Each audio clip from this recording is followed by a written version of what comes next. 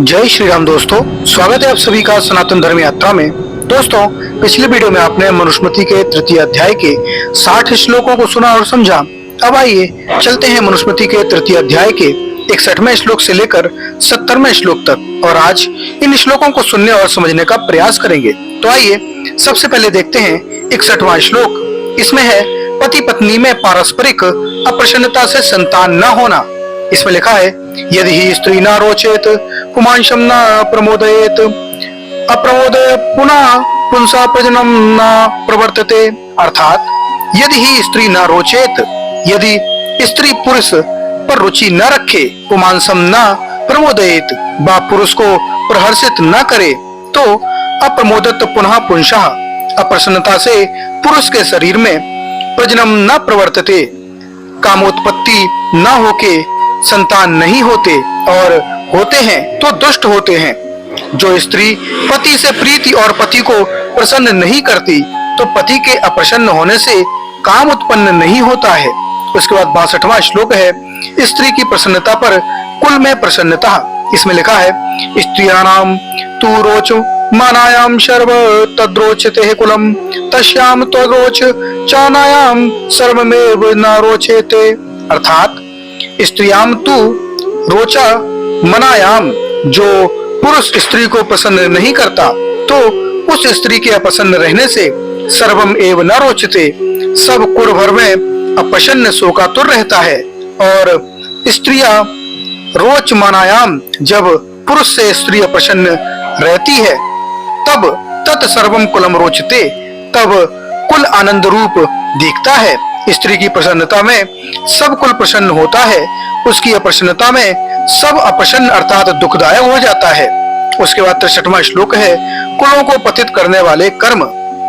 इसमें लिखा है, कुविवाहे क्रियालोप में दाम्य अध्ययने चाह कुलाने अनुकूलताम यान्ति ब्राह्मणति क्रमेण चाह।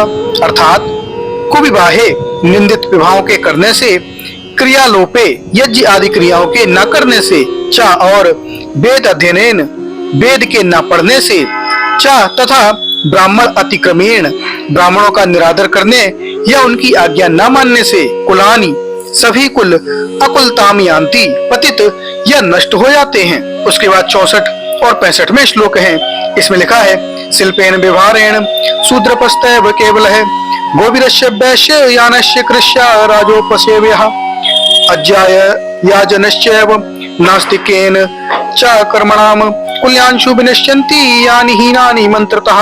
अर्थात शिल्पेन कारीगरी की जीविका करने से, व्यवहारेण व्यापार करने से केवल शूद्र अपत्य है, केवल शूद्र पत्नी संतानों से, और गोभी चा अश्व है, गौ बैल तथा घोड़ों का व्यापार करने से, यान है सवारियों का व्यापार करने से या उनसे जीविका चलाने से, कृष्या कृषि करने से, राजा उपसेव्यतया राजा की नौकरी करने से, चा तथा अज्याय याजन है यज्ञ कराने के अयोग्य व्यक्तियों का यज्ञ कराने से, कर्मणाम नास्तिकेन श्रेष्ठ कर्मों के प्रति नास्तिक भावना रखने से, यानी हीनानि मंत्रतः जो परिवार वेद मंत्रों से रहित हैं, कुलानी आशुभिनश्यन्ति ऐसे कुल शीघ्र ही नष्ट भ्रष्ट हो जाते हैं। उसके बाद 66वां श्लोक है। इसमें लिखा है, मंत्रतस्तु समृद्धानि कुल्यान अल्प धन्यानपि कुलम संख्याम च गच्छन्ति करवन्ति च महाध्यशः। अर्थात तू और मंत्रतः समृद्धानि कुलानि, वेद मंत्रों से समृद्ध कुल, अल्प धनानि अपि बहुत थोड़े धन वाले होते हुए भी, कुल संख्याम गच्छन्ति विशिष्ट कुलों में गिने जाते हैं, चा और महत यश कर्षन्ति महान यश को प्राप्त करते हैं। अब इसके अनुशीलन देखते हैं। तो 63 से 66 तक के श्लोक, सभी श्लोक निम्न आधारों के अनुसार प्रक्षिप्त हैं।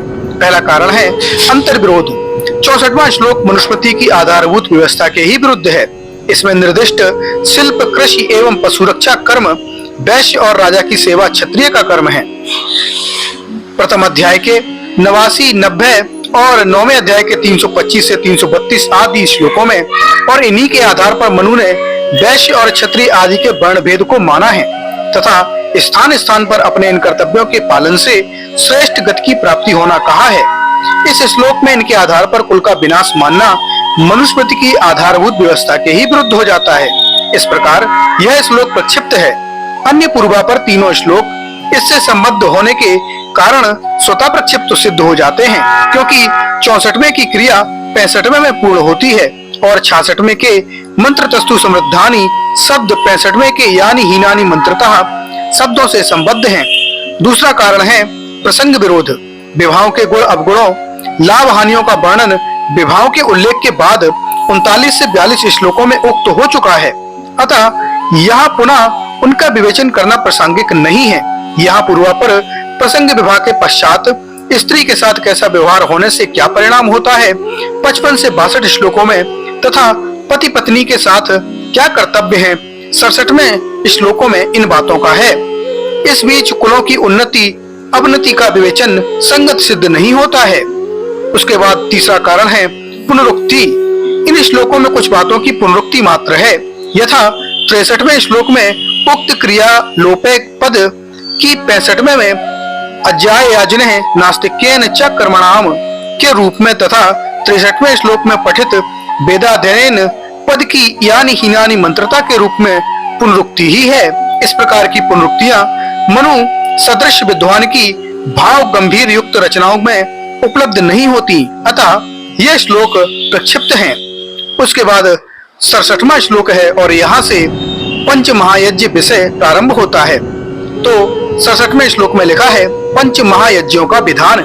इसमें लिखा है वैवाहिक नाग्नो कुर्वीत गृहम कर्म यथा विधि पंच यज्ञ विधानम चा पंक्ति चारवाहिकीम ग्रही, अर्थात ग्रही गृहस्थी पुरुष वैवाहिक के अग्नो विवाह के समय प्रज्वलित की जाने वाली अग्नि में गृहम कर्म यथाविधि गृहस्थ के सभी कर्तव्यों को जैसे पाचन याजन आदि उचित विधि के अनुसार कुर्वीत करे चा और पंच यज्ञ विधानम होम देवे आदि तीसरे अध्याय के 17वें श्लोक में पांचों यज्ञों को चा तथा अनवाहिकीम पंक्तिम प्रतिदिन का भोजन पकाना ये भी करे। उसके बाद 68वां श्लोक है पंच महायज्ञों के अनुष्ठान का कारण। इसमें लिखा है पंचसूना गृहस्थस्य चुल्लीपेश पुष्पक्रम कंडनी चोदकुंभस्य बध्यते यास्तु बाह्यन, अर्थात चुल्ली चूल्हा पेशणी चक्की उपस्करह झाड़ू कंडनी ओखली चा तथा उदकुंभ पानी का घड़ा गृहस्थस्य पंचसूना गृहस्थियों के लिए 5 हिंसा के स्थान हैं।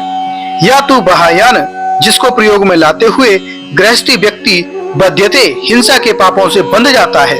उसके बाद 69वां श्लोक है। इसमें लिखा है तासाम क्रमेण सर्वासाम निष्कृत्यर्थ महर्षिवी पंचकलप्ता महायज्ञा प्रत्यम ग्रह में धिनामः, अर्थात क्रमेण क्रम से तासाम सर्वशाम निप्य कृथर्थम उन सब जो कि तीसरे अध्याय के 68वें श्लोक में बताए गए हैं हिंसा दोषों की निवृत्ति या परिशोधन के लिए ग्रह में दिनाम प्रत्यहम गृहस्थी लोगों के प्रतिदिन करने के लिए महर्षि पंच महायज्ञ क्लप्तः महर्षियों ने 5 महायज्ञों का विधान किया है। उसके बाद 17वां श्लोक है पंच महायज्ञों के नाम एवं नामांतर। इसमें लिखा है अध्यापनम ब्रह्मयज्ञ पितृयज्ञ स्तुतर्पणम होम देवो बलिभर्तो नृज्यो अति पूजनम, अर्थात अध्यापनम ब्रह्मयज्ञ पढ़ाना संध्योपासना करना सावित्री मप्यथीयति दूसरे अध्याय के 79 श्लोक में ब्रह्म यज्ञ कहलाता है। तू और तर्पणम प्रत्यज्ञ माता पिता आदि की सेवा शुश्रूषा तथा भोजन आदि से तृप्ति करना पितृयज्ञ है। होम देवः प्रातः साय हवन करना देव यज्ञ है। बलिभतो कीटों पक्षियों कुत्तों और कुष्ठी व्यक्तियों तथा भृत्यों आदि आश्रितों को देने के लिए भोजन का भाग बचा कर देना भूत यज्ञ या बलि वैश्य देव यज्ञ कहलाता है। अतिथि पूजनम अतिथियों को भोजन देना और सेवा द्वारा सत्कार करना नृयज्ञ यानी नृयज्ञ अथवा अतिथि यज्ञ कहलाता है। तो दोस्तों ये जानकारी आपको कैसी लगी कृपया कमेंट बॉक्स में अवश्य बताइए। बने रहिए सनातन धर्म यात्रा के साथ और लेते रहिए रोचक एवं धार्मिक जानकारियां प्रमाणों के साथ। धन्यवाद। जय श्री राम।